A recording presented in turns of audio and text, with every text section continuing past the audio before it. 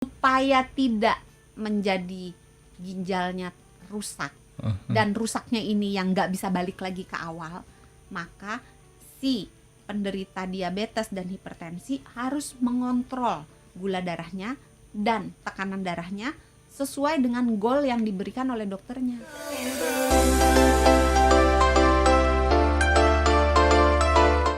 Dokter Santi masih menemani Anda tentunya dengan membawa istilahnya resep-resepnya supaya Anda bisa makin aware, makin memperhatikan supaya ginjalnya bisa berfungsi dengan baik. Karena fungsinya ada banyak, tadi baru disebutin 2. Iya, tak kenal maka tak sayang ya. Iya, ginjal kita sayang Tadi pokoknya. yang pertama untuk saringan antara sampah dengan yang berguna. Yang berguna disimpan, yang sampah dibuang. Oke. Yang kedua untuk pengaktifan vitamin D.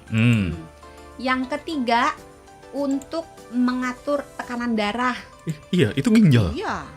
Salah satu ya. Salah satunya, oke. Ada salah 2, salah 3, salah 4. Ntar kita kuliah jadinya. Jangan 3 Yang SKS. keempat itu untuk mengatur keseimbangan elektrolit atau mineral di dalam tubuh. Yang kelima untuk mengatur cairan di dalam tubuh. Yang keenam untuk mengatur pembentukan sel darah merah. Banyak kan? Banyak 6 udah nih. Iya, emang 6. Tunggu, 1, 2, 3, 4, 5, 6. Iya, 6. Ya, Tapi itu tuh krusial banget loh. Kenapa? Krusial banget loh. Iya. Makanya kita akan sangat-sangat menderita apabila fungsi ginjal kita terganggu. Karena badan kita nanti akan cairannya ngumpul karena susah buangnya kan. Racun-racun ngumpul, susah buangnya. Terus vitamin D-nya jumlahnya akan turun, maka tulang kita jadi rapuh, gigi kita rapuh, terus imun kita menurun, terus bisa anemia karena dia membentuk sel darah merah. Kalau ginjalnya terganggu, sel darah merahnya pembentukannya sebagian terganggu karena sel darah merah bisa sumsum tulang, bisa ginjal, tapi dia akan resikonya jadi anemia akan lebih tinggi. Dan orangnya jadi rasa nggak enak gitu, cepet capek, mual, muntah, nafsu makan nggak ada gitu. Cuma itu gejala-gejala yang sangat samar. Lah? Nah sekarang kalau misalnya Mas Harya, kalau ngerasain, aduh kayaknya capek gitu ya. Dikira terus, ini habis olahraga gitu. Ya kan? Terus kalau misalnya agak-agak mual gitu. Masuk mungkin angin. tadi masuk angin atau mungkin makannya kepedesan gitu atau telat makan gitu Atau kan. mabuk naik bis. Nah, bisa. Nah, itu yang menyebabkan gangguan pada ginjal. Kalau pada tahap yang ringan, yang awal sekali, seringkali terlewatkan. Tidak ketahuan. Makanya sangat penting kita melakukan medical check up. Terutama pada orang-orang yang faktor resikonya tinggi. Nah, faktor resiko dari penyakit ginjal ini apa, Dok San? Pasti deg-degan aku termasuk Iya, ya, gitu iya kan gejalanya samar-samar. Capek pernah, mual pernah. Nah, terus banyak yang bilang, aduh kayaknya nggak mungkin deh gue sakit ginjal gitu kan. Nah, sekarang kita harus kenal diri kita sendiri seberapa beresikonya terkena gangguan ginjal. Misalnya nih orang-orang yang punya penyakit diabetes. Punya ya? Bukan orang tuanya ada? Enggak. Oke, punya. Orang-orang yang punya penyakit hipertensi. 2 ini itu adalah penyebab cuci darah yang paling banyak. Penyebab gagal ginjal kronis yang paling banyak.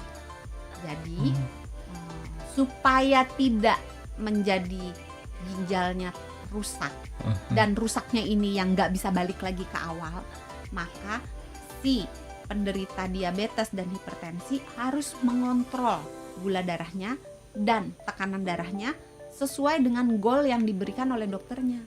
Karena dokternya biasanya memberikan goal yang disesuaikan, tiap orang beda-beda ya. Kayak tensi misalnya.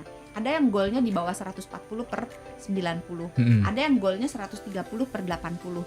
Ada yang goalnya 120 per 80. Terus goalnya nentuinnya gimana? Ya dilihat pasien per pasien, apa faktor resikonya, terus bagaimana riwayat keluarganya, penyakit yang lain yang diderita, mungkin berat badannya. Jadi banyak hal yang ditimbang-timbang. Nah, goalnya ini harus tercapai. Jadi mungkin kalau kayak ulangan di sekolahan, goal dari guru 10 KKM-nya ya. KKM-nya gitu. Minimal ya 9,5 lah gitu ya. Jangan goalnya 10 kamu dapatnya 2 gitu. Jauh. Itu kan jauh banget, Remedi harus kerja itu. keras. Nah, kalau goalnya dengan kenyataannya berbedanya terlalu jauh, itu sangat besar dan sangat cepat gangguan ginjal akan datang. Jadi makin terkontrol, makin jauh tuh mungkin gangguan ginjalnya nanti akan mulainya 30 tahun lagi, 40 tahun lagi, ya pada saat itu juga walahu alam, kita juga udah Apakah oke. gitu kan. Anyway Jadi- itu berarti kayak nabung dong. Maksudnya Ya karena kita kan udah numpuk di awal gitu kan. Baru kerasa ginjalnya ketika usia udah Ya. tinggi. iya. Makanya saya selalu mengatakan kesehatan kita itu adalah investasi kita dari kita kecil, bukan dari muda ya. Sedini mungkin. Jadi misalnya pola makan, tulang aja deh.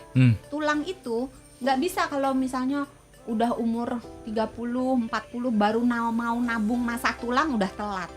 Ketika kecil itu masa nabung tulangnya paling pesat. Menambah volume otak itu pesatnya di usia batita. Oh iya. Jadi semua yang terjadi dalam tubuh kita itu adalah hasil dari apa yang kita lakukan atau orang lain lakukan terhadap tubuh kita. Makanya harus sangat hati-hati karena kita nggak bisa pindah kos kan. Iya sih. Seumur hidup ya terikat dengan badan Ya yang ini. itu gitu kan gak bisa Dan- beli punya orang punya dia sehat Iya, gitu. dan belum ada supermarket organ kan. Mungkin di kemudian hari akan ada.